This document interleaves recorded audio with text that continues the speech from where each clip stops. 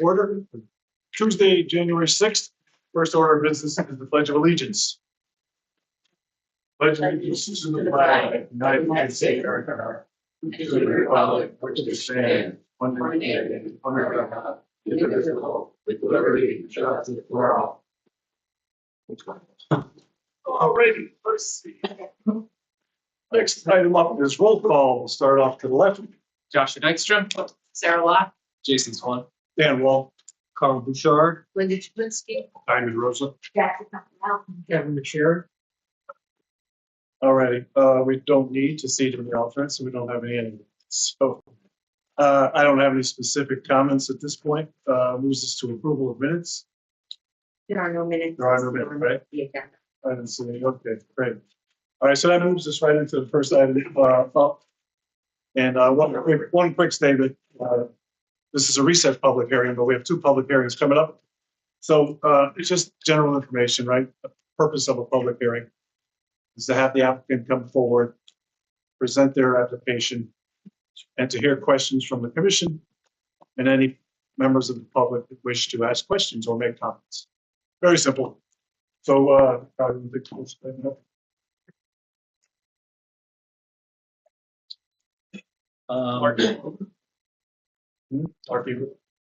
Yeah, I don't have anything to read into the. No, there's nothing new. All right, so very simply, it's a recessed hearing. It's Z-25-129 Marking Road. Owner Hartley Bloom, 12 Great Meadow Road, Seymour. Applicant Scott Volpe, Connecticut Residential Incorporated, Southbury, Connecticut. Scott? You're on. All right, good evening, everybody.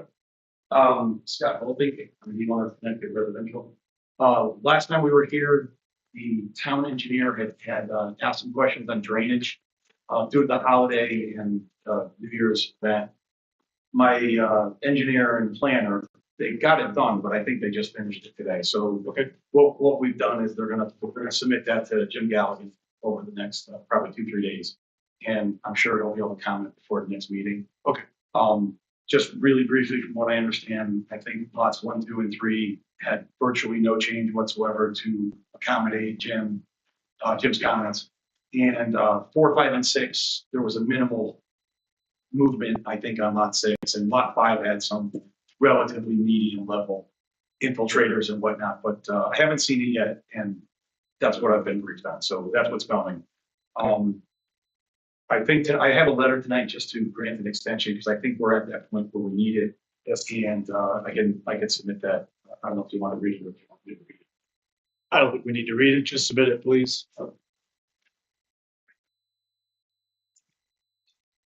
And you did one. Thank you, sir. You. 30 days. Just 30 days should cover it, right? Yeah, Fine. What's the first meeting?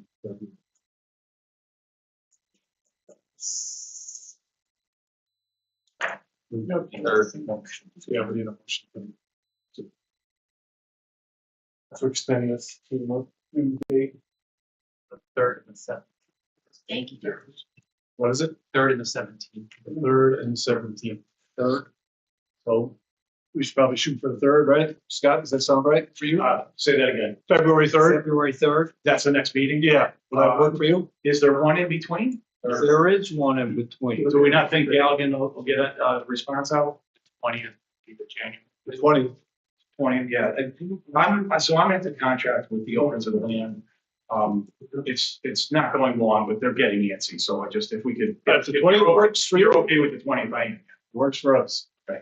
All right, so we need a motion to recess this public hearing until the next. I'll make a motion to recess public hearing Z-25-129 to the next regular meeting on January 20th at 7 p.m. I'll second. All right, we have motion and second, all in favor? Aye. Any opposed? No. Motion carried. Thank you. Thanks, Scott. All right, now we move on to a new public hearing, which is Z-25-131 234 Chestnut Tree Hill Road. Owner and applicant, 234 Chestnut Tree Hill Road, Oxford, Connecticut. The applicant's representative, Luke Sofer, hopefully I pronounced that correctly. You did.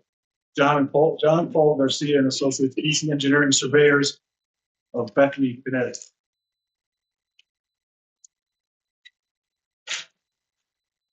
I have one item to read into the record. All right, Where's the Bethlehem complaint? Since your work facing. right there's good. Perfect. We have one item we want to read in the record, so just go ahead and get ready. Actually, I should probably read the public hearing. Public hearing notice, Planning and Zoning Commission will hold a public hearing on Tuesday, January 6, 2026 at 7 p.m. And the following applications, D-25-131, 234 Chestnut Tree Hill Road, owner and applicant, 234 Chestnut Tree Hill Road, Oxford, Connecticut, 06478. Applicant's representative, Yuso Fair, P.E., John Paul Garcia and Associates, PC Engineers and Surveyors, 190 Fairwood Road, Bethany, Connecticut, 06524. Application for 2-lot re-subdivision of 8.57 acres to create a 2.76 acre building lot. Public hearing will be held in the main meeting room of SB Church Memorial Town Hall located at 486 Oxford Road, Oxford. At the meeting, interested persons will be heard and written communications will be received. Copy of the application is on file in the Planning and Zoning Department and is accessible during regular business hours. You may also request a copy by emailing the Planning and Zoning Commission. The Planning and Zoning Department's regular business hours are Monday to Thursday, 9 a.m. to 5 p.m. Dated in Oxford, Connecticut, this day of November 2025. Please publish on Wednesday, December 24th and Wednesday, December 31st by Jessica Pinell Gordon. Next item to read to the record is from John Paul Garcia, P.E.L.S., dated November 20th, 2025, to the chairman of the Oxford Planning and Zoning Commission, 486 Oxford Road, Oxford, Connecticut. Reference 234 Chestnut Tree Hill Road, re-subdivision application. Subject, request for waiver of open space. Dear Chairman, on behalf of our client, we respectfully request a waiver of the open space requirements of the Town of Oxford subdivision regulations in accordance with section 1.2.10, which allows the commission to waive the open space requirement for subdivisions or re-subdivisions consisting of 3 lots or less. If you have any questions, please call. Sincerely, John Paul Garcia, agent for the applicant. Okay. You're ready, go ahead. Right. Thank you, Mr. Chairman. Again, for the record, Luke Sofer, licensed professional engineer with John Paul Garcia and Associates. Here on behalf of the property owner and applicant, Robert and Dorothy Bishop. We're presenting a 2-lot residential re-subdivision for review and consideration. I'd also like to submit a copy that was emailed to Jessica, but the mailing to my property owners was done in accordance with the regulations, and I can submit a copy of that in the record. Thank you.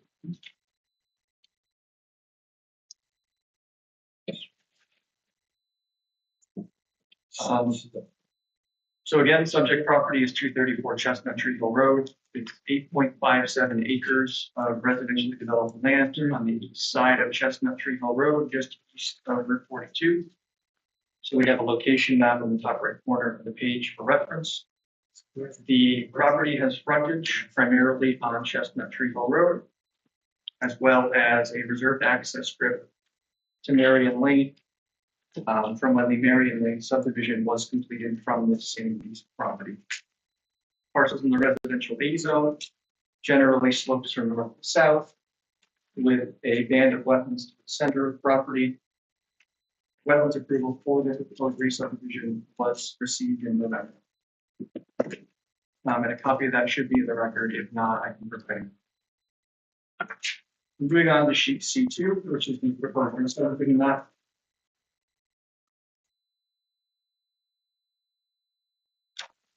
The intent is to split off a new lot on the northeast side of the property, designated a proposed new lot, consisting of 2.76 acres, to be accessed from the reserved access strip to Marion Lane.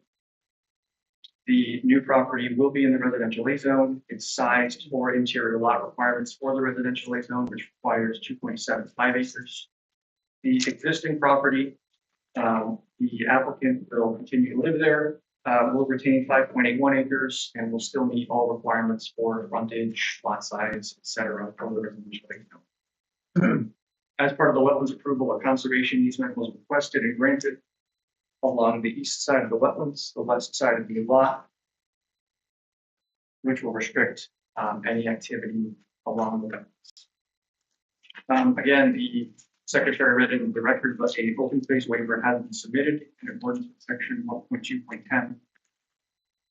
We believe that a waiver would be appropriate for this proposal. It's a small proposal that only creates one new lot, and it does not abut any existing open space, and there would be no easy way to provide access to any open space.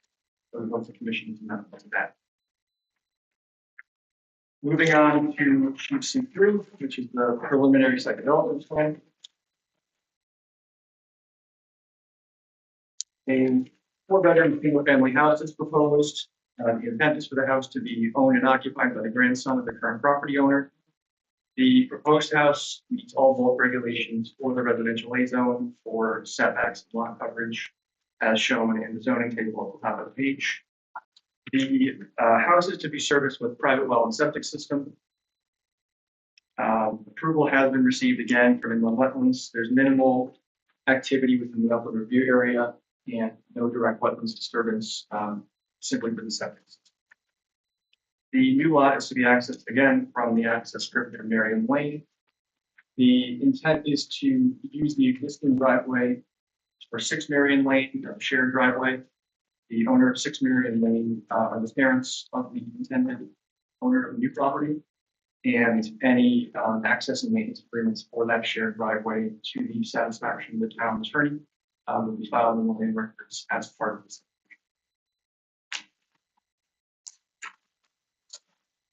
Moving to sheet C4. As required by the regulation, the erosion control plan has been prepared. Detailing measures for erosion and sedimentation control both during construction and its permanent condition.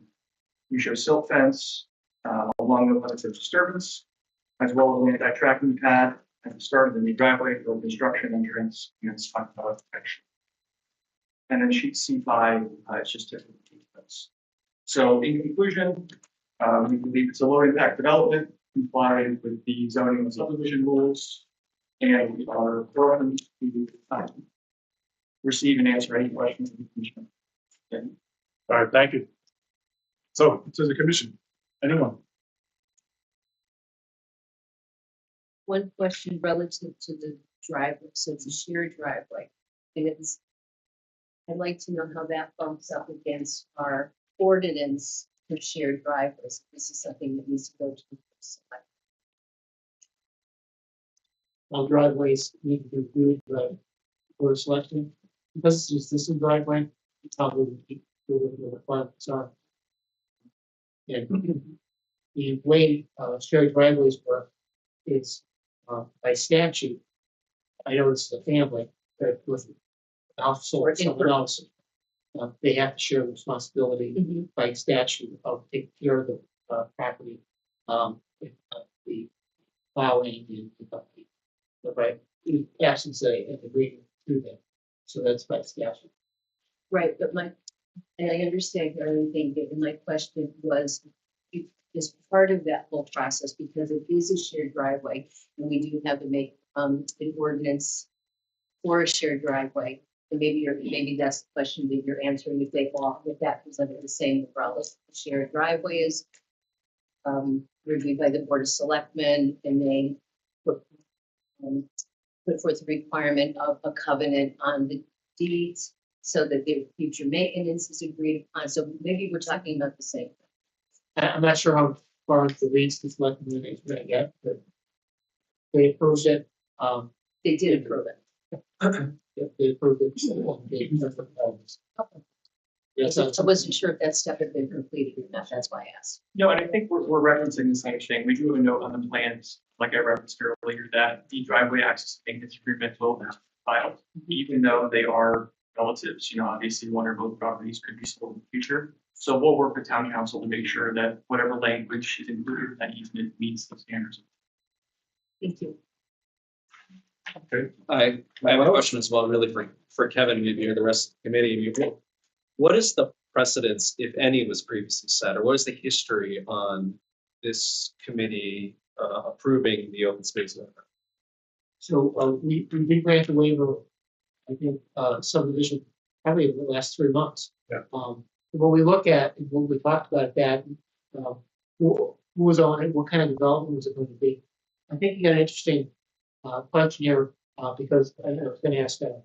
Sofair, how big is the conservation? Because that's really setting aside open space when it's not going to be used. So the waiver may not be necessary, but considering the waiver, so what's the development of that? Like if you had a 6-lot subdivision, you're probably not going to grant the waiver. You're going to say that's going to be some profit made there. Here is family, and you may look at it and say, well, you really don't want to require a donation or money later. So that would be a consideration. And I think that's what we used the last time. Get where the property was at, was that just Yeah, What is it, if that's up to different? yeah, but you are correct. That was my memory of it as well. so, those are things that you consider, and it's a fair question. You got a family wanting to do something for another family, we don't want to penalize them by requiring them to. That was exactly what our discussion was, Kevin. Yeah, I agree. Thank you. Just a conservation easement side, what's the what was required to do conservation easement? I'll be glad to go through that. What's that site that area? I believe it's around a 1/4 acre currently. It's limited, we grew it, proposed request at approximately 25-foot setback to the wetland line itself. So currently it's around a 1/4 acre. All right, anything else from the commission? To the left, anything to the right? Nothing. Okay, we will go to the audience of citizens. Anyone in the audience want to make any comments, questions, concerns regarding this application? Anyone? Okay, back to the commission. Anything? No? Okay. We have the request for the waiver in front of us. I'd like to have a motion on that. I'd entertain a motion. I will make the motion to waive the omnibus. Chairman, if I may, I think procedurally, we want to leave it open to close the public hearing. And at the point where we're going to do our motion to approve or disapprove or Oh, modify. you want all at once? So we would both, like we're trying to do now, with both the waiver first, Gotcha. we would do that, but you want to keep that sequence together for ease of bookkeeping, number one, Okay. and easier adjustment. So that we word all our motions. Oh, that makes sense. That makes sense. All right. All right, so we'll entertain a motion to close this public hearing. I'll make a motion to close public hearing on application Z-25-131 234 Chestnut Tree Hill Road. All in favor? Aye. Any opposed? Motion passes. Thank you very much. Thank you. All righty. Let's see, amendments to the agenda. Do we have any amendments? Do we have any? Kevin. Oh, Kevin, so- Stuff. It should be, I don't know. Where's in the back of the pack? it's, yeah, the very last page. Very last page. But you want to amend it to add the invoice from the Mid-Sherry Law Office under invoices as invoice number 7. I'll make a motion to add an invoice from McSherry Law Office under invoices, will be the 7th invoice. Second. All righty, all in favor? Any opposed? Motion carries. All righty, correspondence, we have a couple of items. A couple of items.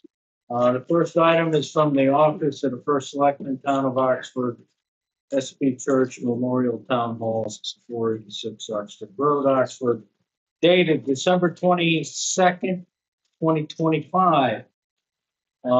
It's actually a letter to Mr. Peter Grass, 26 Autumn Ridge Road, Oxford, Connecticut, 06470, dear Mr. Grass. At the Board of Selectmen's meeting on 12/22/25, the board moved to appoint you to the Planning and Zoning Commission as an alternate member with a term to commence on 1/1/2026 and expire on 12/31/2028. Please be sure to stop in the town clerk's office the next 10 days to be sworn in.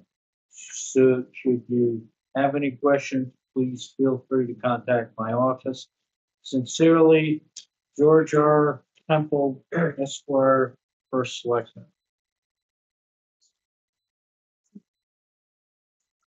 The second item is from Borghese Engineers, Designers, and Contractors, 2155 East Main Street, Torrington, Connecticut. Dated December 18th, 2025, to the Planning and Zoning Commission, Oxford Town Hall, Oxford, Connecticut. Reference, erosion and sediment control bond number 107874915. To whom it may concern, this letter is to formally request the release of the erosion and sediment control bond in the amount of $100,000 for the Benjamin International Project located at 19 East Commerce Drive in Oxford, Connecticut.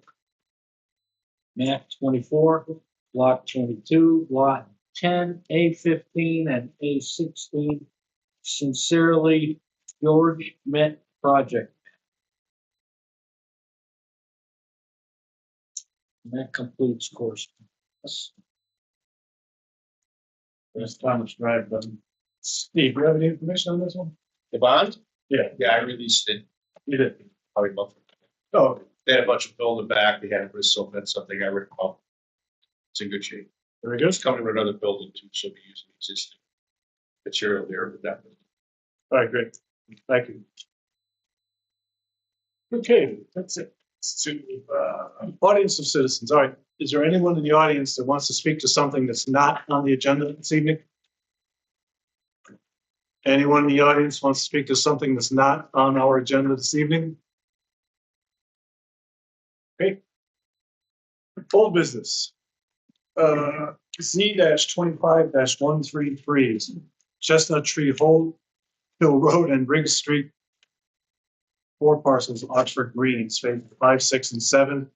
Owner and applicant, E.G. Oxford Greens LLC, 20 Broad Office Park, Suite 105, Southbury, Connecticut.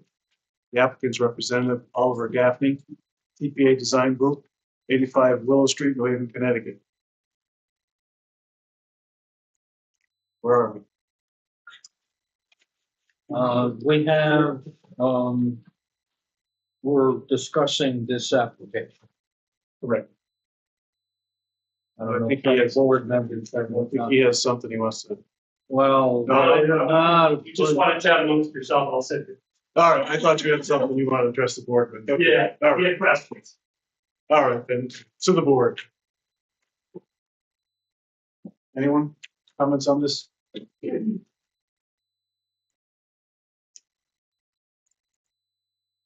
Anyone on this side? I do one thing. Go ahead. No, I'm just. So. Community center with the pickleball building.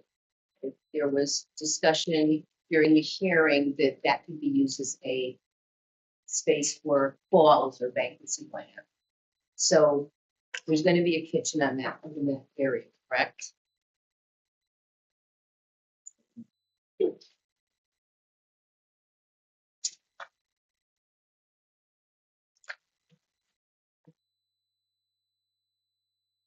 Matt Gilchrist, EG Home. Yes, it's a warming kitchen. It's not a catering kitchen. It's basically a place for like an outside caterer to bring pre-prepared food into, warm it up, clean dishes, that kind of store plates and whatever else that must be. Okay. But it's not there's no It's not a. grease pit, and no. And the reason I raise it is because we have in our regs, 5A 2.3 and 2.4, talk about the clubhouse being able to have a banquet facility. And I just want to make sure that we're square, that this doesn't contradict anything that we have in our regulations by also having something. with meals. So I guess that would be a question for our ZEO and our. Well, I think what the question is, modification as presented. Has the ability to have the wall, right? As big as what is the president's proposal. Different. But it will have the ability to have the warming area there, so it's not a full service commercial kitchen. Right. So that modification could be granted by us, even if we're a larger scale. It can be granted by us under the 5A 29 modification, it's presidential wall community, which sort of really deals with adding more land and things like that, but allows the modification. To answer your question, I think it fits with it. Okay, so this is something we have to consider an exception, for lack of a better word, than concept of regulations. I think that's what it's. Okay, all right, thank you. And I have any questions. Okay, anyone else?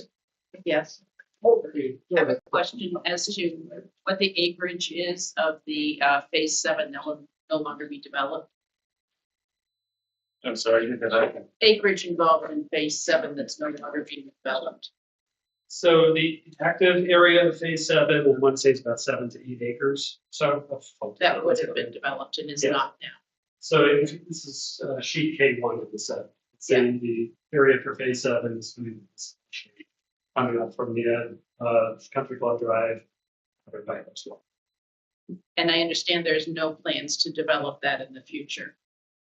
I'm wondering whether that could be considered as additional open space for the town. If it has no plans for development and could be used as such. That area will become part of the open space that is required for the development. So how many acres of open space we already have? Sorry, I didn't actually get my name for the record. Oliver Gaffney, registered landscape architect, TK Design Group.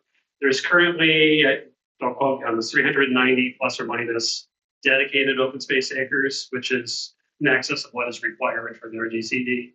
What Mr. Gilchrist is talking about is something that we've been showing consistently on our, we have an OSP1 sheet, it's in the full set.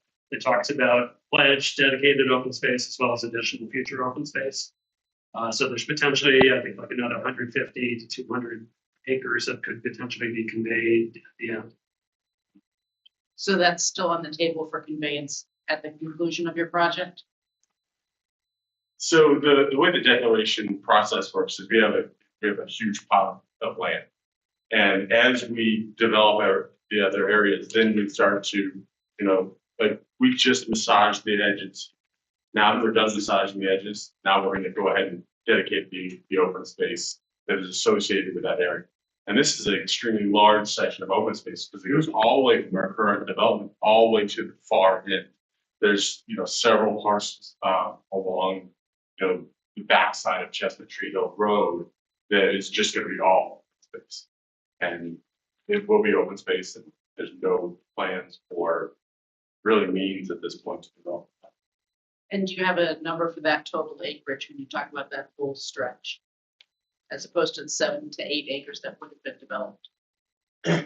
So I don't have that on this sheet right here. If you look at sheet OSP one, I don't know if you have it in miniature there. I mean, there's like 112 pages in the set. Yeah.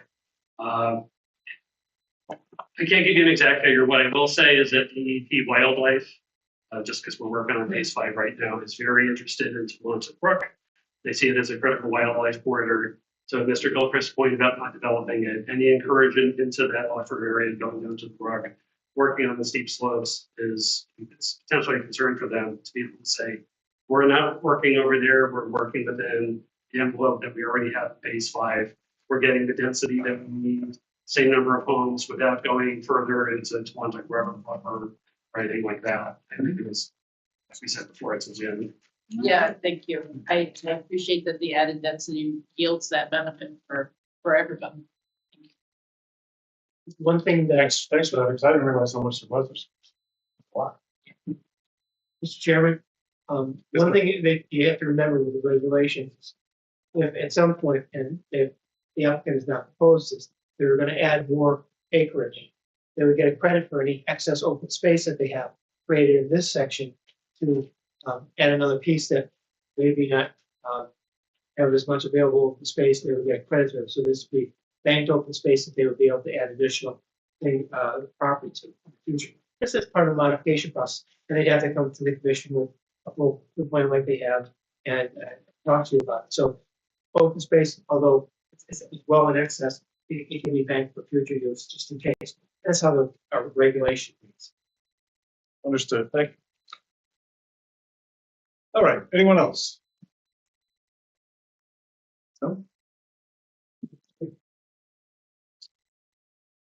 I have a motion I'd like to make regarding application Z-25-133 Oxford Greens site plan modifications phases 5, 6, and 7.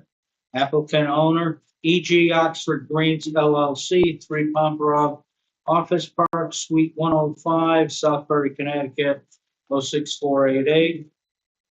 Regarding Oxford Greens phases 5, 6, and 7, modification of approvals.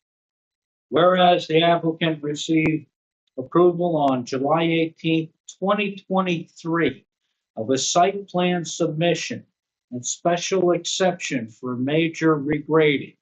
Whereas the applicant has applied for modification of the site plan approvals as follows. 1, delete the approved 17 single-family homes proposed for phase 7 and leave residential area number 7 undeveloped. 2, delete the approved recreation center, pickleball court, and parking areas from phase 5. 3, relocate the maintenance area within phase 5 and construct a covered storage building. 4, delete the approved 18 single-family homes in phase 5. 5, add 32 attached homes to phase 5 for a revised total of 183 homes. 6, add 3 single-family homes to phase 6 for a revised total of 59 homes. 7, delete the approved 122 space overflow parking adjacent to the community center. 8, construct a proposed pickleball building and 65 paved parking spaces adjacent to the community center. 9, construct a proposed halfway house adjacent to the community center at the tee boxes for hole number 10 on the golf course.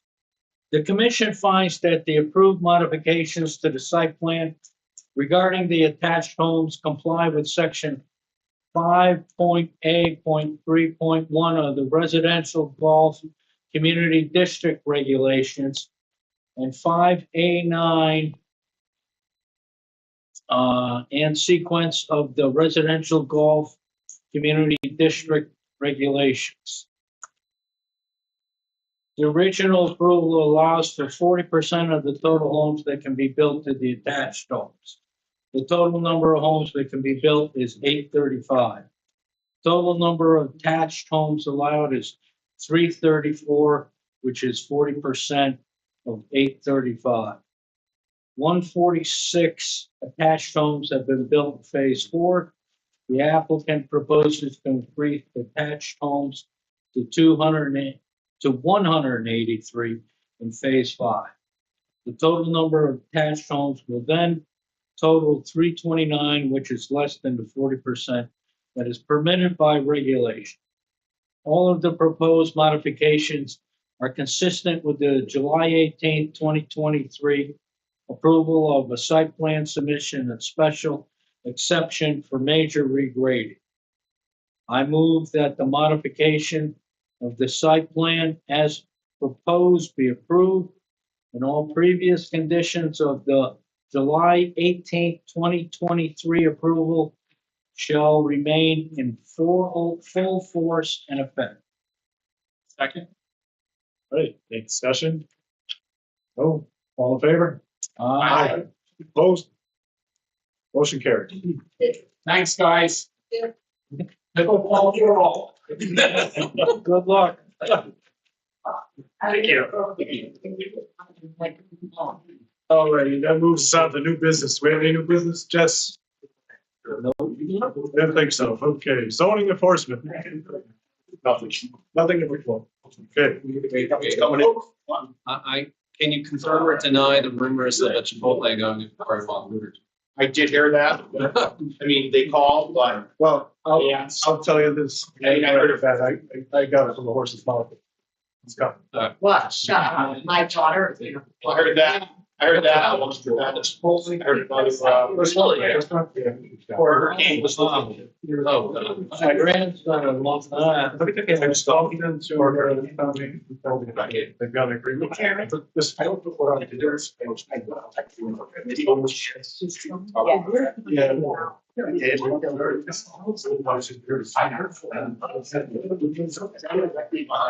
gonna have he's got a number of businesses in West Winter. I don't know. That's that. 739, there's a building in front of soon. Are you on the website? Right here. No. No. Including the corner of the third house. Right. There's something we need to address, Kevin? Do we need to address something here or? No, okay. Sorry.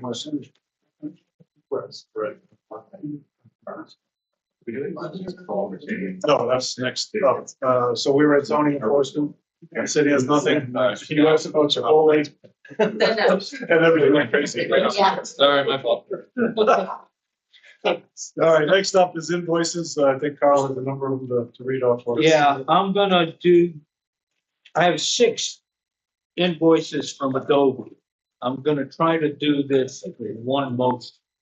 Okay, very good. I have 6 invoices from Adobe Inc., 345 Park Avenue, San Jose, California.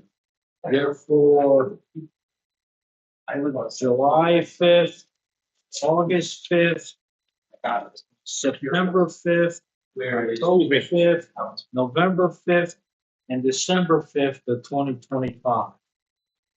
All of them, all 6 are in the amount of $21.26. Okay? I'll read the invoice numbers. The July one is 314-998-6742.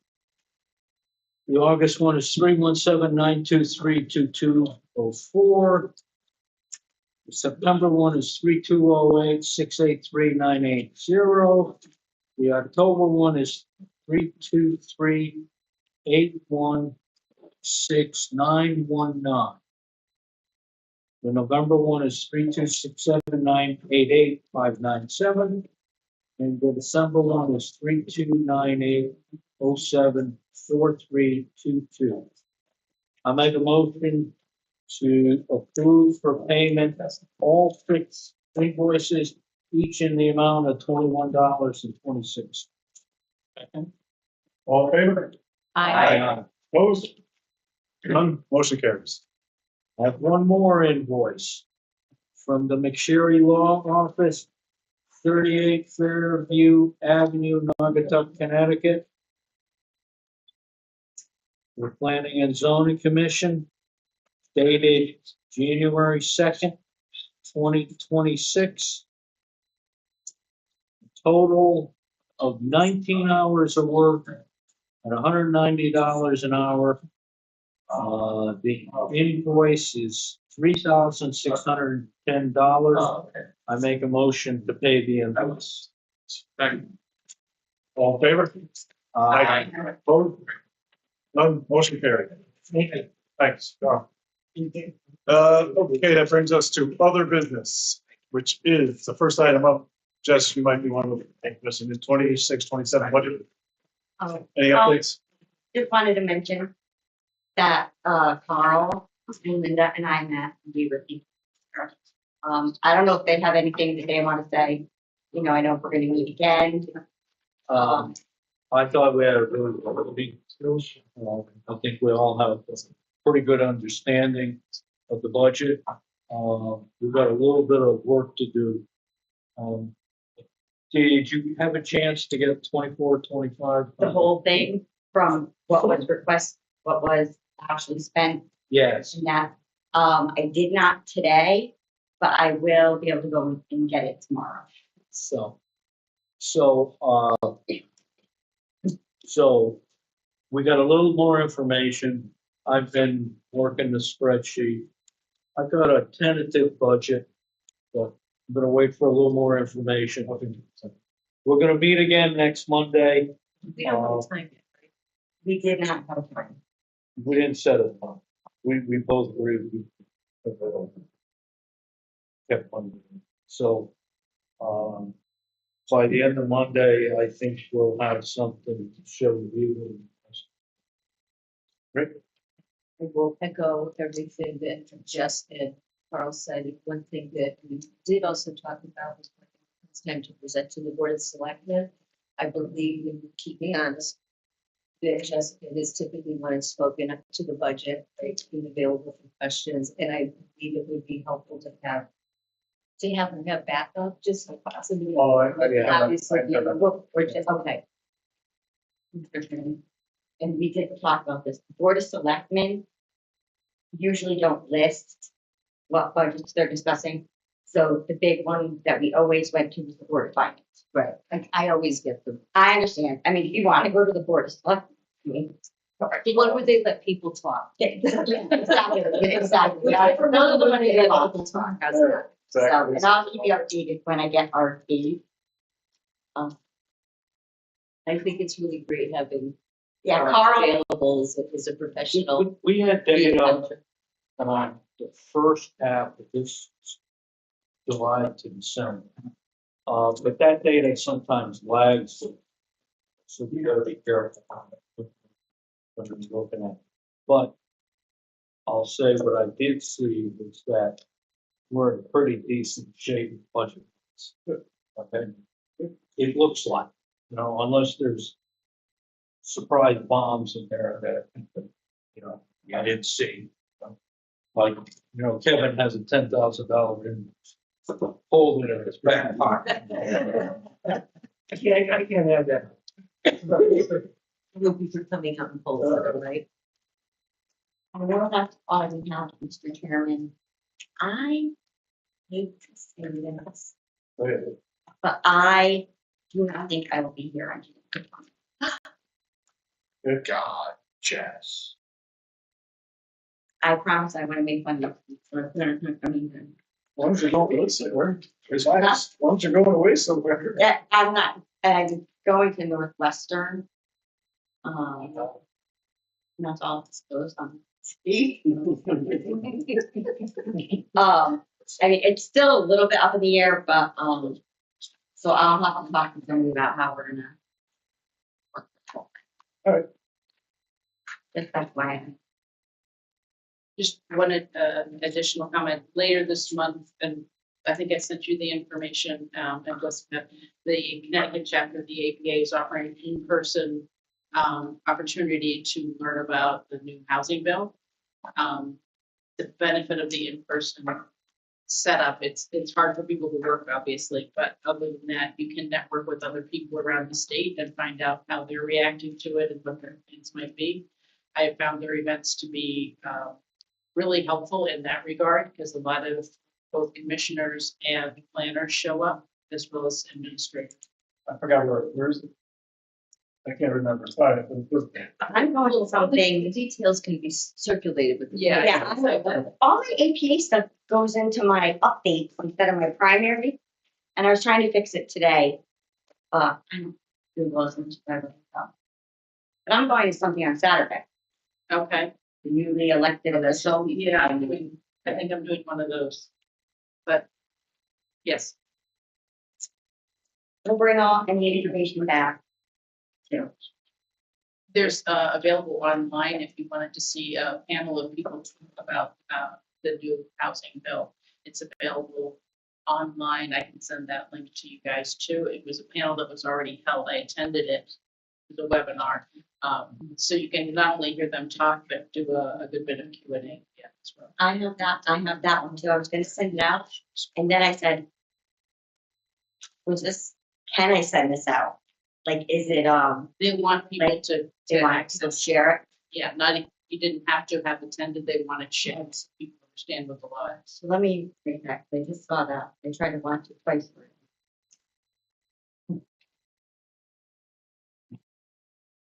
Do we have any updates on the follow-up items that we have outstanding, the affordable housing plan? Just we can then be confident. I have a meeting with George tomorrow. Okay. One item that I believe would be very, very helpful to the commission relative to SB 8008, we can either maintain our autonomy and go through all of the items that are outlined in that bill on our own, or we can join a region, which for us, my understanding would be NDCOG. So it would be really helpful to know if they started to discuss that on the board of selectmen and which way to lead it. Yeah, from what I understand, they have, but again, I've got a meeting with George tomorrow, about a number of things we're going to discuss, and that's. And let's see. And then for the last meeting, you have the updated regulations for daycare, Jess. With updated daycare regulations. Those are in the works. Okay, so those are the To process. set the public hearing. I'm going to rural Minnesota. I'm sorry? We're going to rural Minnesota. Oh, that's great. So I'm such a slow daycare now. I've been over the daycare. And one question, and this is definitely low hanging. One of the things that we talked about earlier was when we talked about in our organizational meeting, what our timelines actually are to approve, to close a public hearing and give our yay or nay or something. And there was going to be a banner with the deadline for, not the deadline for submission, but remember we said how there would be a notice out there that said, if you submit by Tuesday, it's not going to be, That's spreadsheet. the banner that was going to be on the website, and basically said to anybody filling out an application, if you submit by Tuesday, close of business, the commission will view it at the next meeting. So it kind of manages Oh, how the segmentations, and I haven't seen that out there, so I don't know. No, yeah, Do we even have anybody making the website now? I don't know. that's the other thing. It's been kind of the turnover there. I know she is going to be maintaining it. I don't know how that's going with the other training. Okay, And Margaret's been out. so nothing ever came of the banner per se, But that was for our, for the app, for applicants. regular Right, applications. managing expectations so that applicants would know when the commission would start to review things and they would have to have it in by. And if. No, it's okay. No, I'm happy to reach out to the clerk's office and see if we know who is maintaining it. I did ask, and I think Lori is gonna start doing Laura's it. gonna start doing it. Yeah. So you just want the date that they're if you want to be on Tuesday's agenda, you have to have your application. Right, in right, Tuesday. that's right, if they want to be on the next meeting, yes, Okay. I will do that. okay.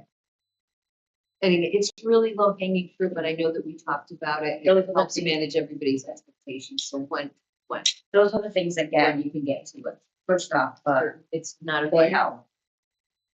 just trying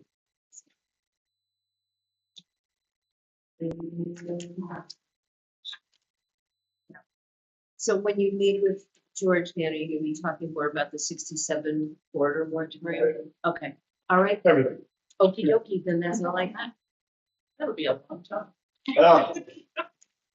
You may want to start with the breakfast meeting and right through to dinner. Probably right through. All right, anyone else for anything? Motion adjourned. Second. All in favor? Aye. All righty, yes, thanks, folks. 20 minutes. Seven o'clock meeting. Previously started to. I know, that's about it. Take that.